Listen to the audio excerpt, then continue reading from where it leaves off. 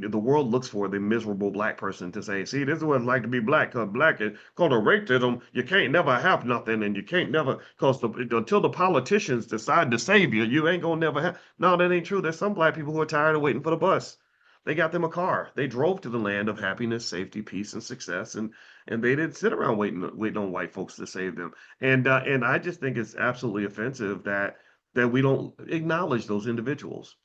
You know, the only stories that the white folks will put on TV, and no, and this is where I am going to rant a little bit about, because y'all control these TV networks, is they love to only put the stories of black people in pain and struggling and hurting in the national media. And I think that that's fine. Those stories should be heard too, but you got to have some balance, and you got to look for solutions. Like if you're looking for an educational solution, we already have the solution. Well, it makes no sense that you got dozens of schools in Chicago where not one single black child can read or do math at grade level, when you have people out here like Dr. Mary Stoddard, who grew up in a family with 17 kids. Every single one of those 17 sharecropper kids, they were sharecroppers. 17 dirt poor sharecroppers in I think they lived in Louisiana or Mississippi. 17 of those kids all graduated from college. Why are you not studying this? Why is this not required reading for every young black person trying to get ahead in America?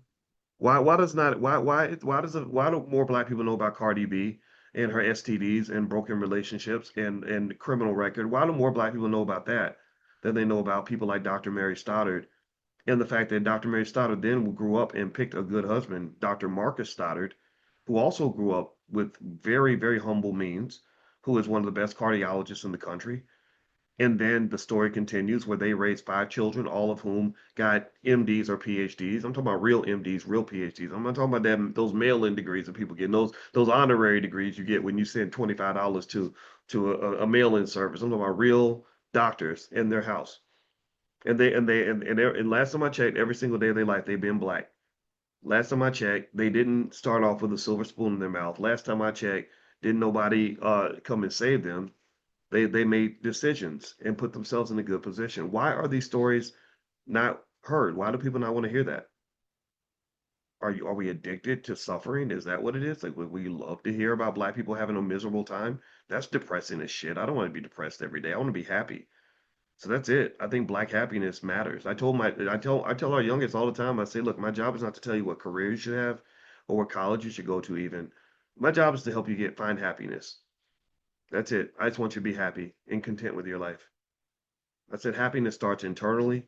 You start with self-knowledge, then you do the basic things that will help you to make sure that every day you wake up, I want you to be glad that you're alive. I don't want you thinking about unaliving yourself because some boy broke up with you. I don't want you thinking about how life is miserable because a white man won't give you the job you want. I don't want you to feel constant stress because you're under financial pressure. So we're going to talk about the finances.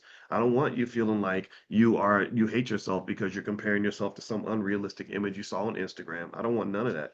I want you to be happy. And that's what it is. I'm your happiness coach. So anyway, I'm going to actually ask you a quick question. I am actually on a Wi-Fi system in a hotel. Can you guys hear me? Someone said the audio is going in and out. Give me a yes, you can hear me. Am I sounding okay? Am I popping in and out? Is it going? Is it working all right? Okay. All right. So I'm sorry. Whoever said that the audio is going in and out, I apologize for that. Um, sorry for that. I'm doing my best. Like I said, the one thing about the Wade Hotel, I like this hotel a lot, and we're going to use this hotel.